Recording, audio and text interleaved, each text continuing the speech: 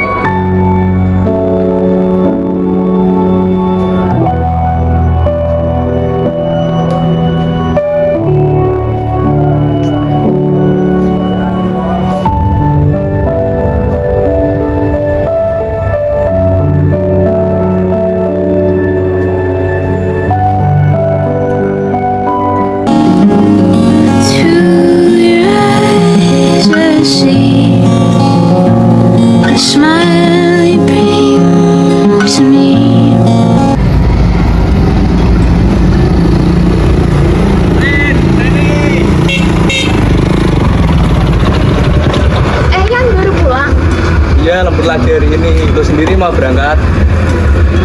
Lo udah makan? Gue beli nasi goreng nih, lo mau?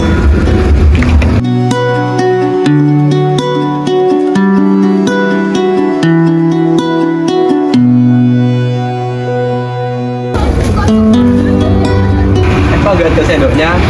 Gak apa-apa, pakai tangan aja ya. Masih banyak temannya dong. Gak apa-apa, kalau masuk perut juga jadi tai kan. By the way, kenapa kamu lembut terus?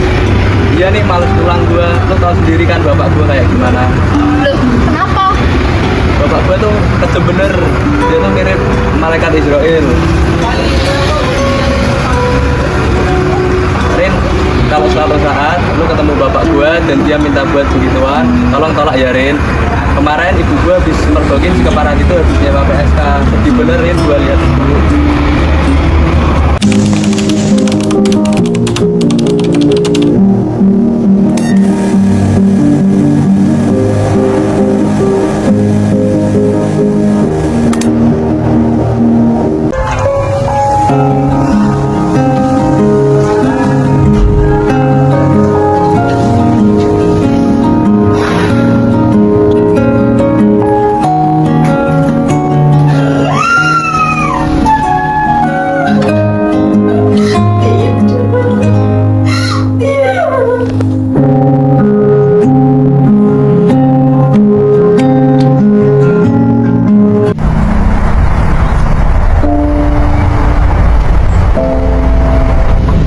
Assalamualaikum.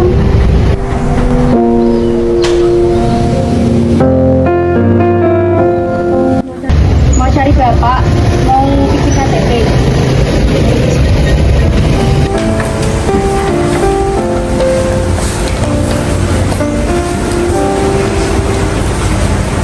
Makan dulu.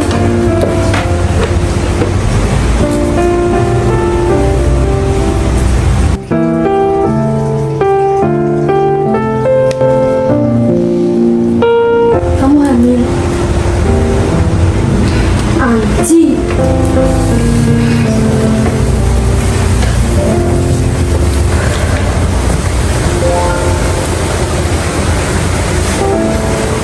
Kalau belum makin 40 hari, gugurin aja.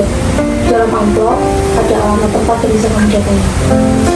Tapi saya nggak mau uang, Bu. Ambil, ambil. Apa Ibu nggak marah? Ini bukan yang pertama ya, Bu. Nanti waktu kamu punya anak, waktu kamu jadi istri, kamu bakal belajar buat menerima dan pura-pura nggak tahu selamanya.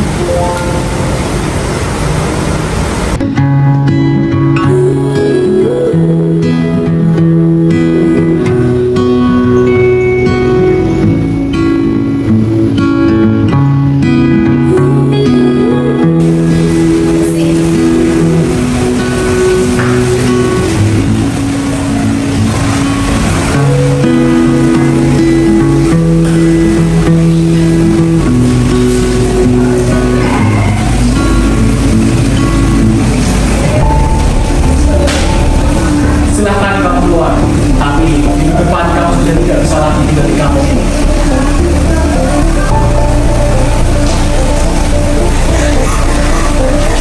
Ya, harus ada lambat.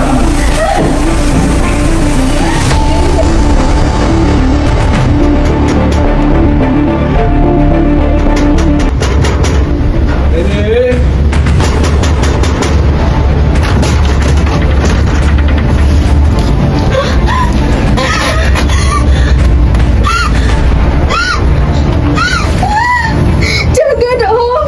Jangan dong, jangan perkosa aku lagi.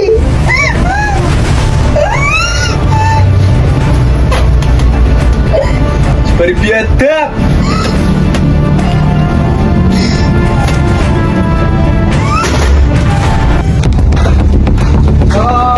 Tolong, bapak saya telah melakukan perbuatan.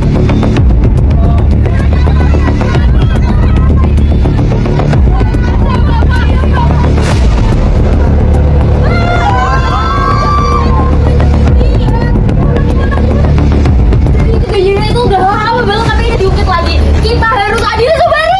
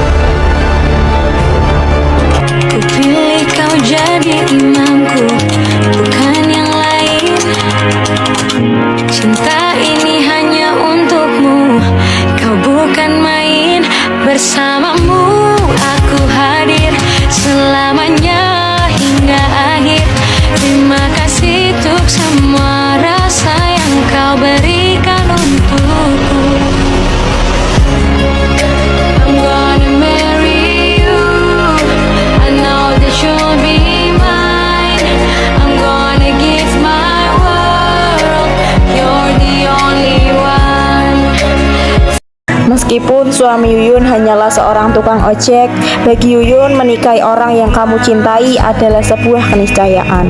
Namun berada di satu atap bersama cowok hijau neon adalah bagai menemukan sebongkah berlian di kehidupan. Seperti yang dikatakan Ahmad Dhani, semoga kelak cinta kita datang karena telah terbiasa. masih bersama.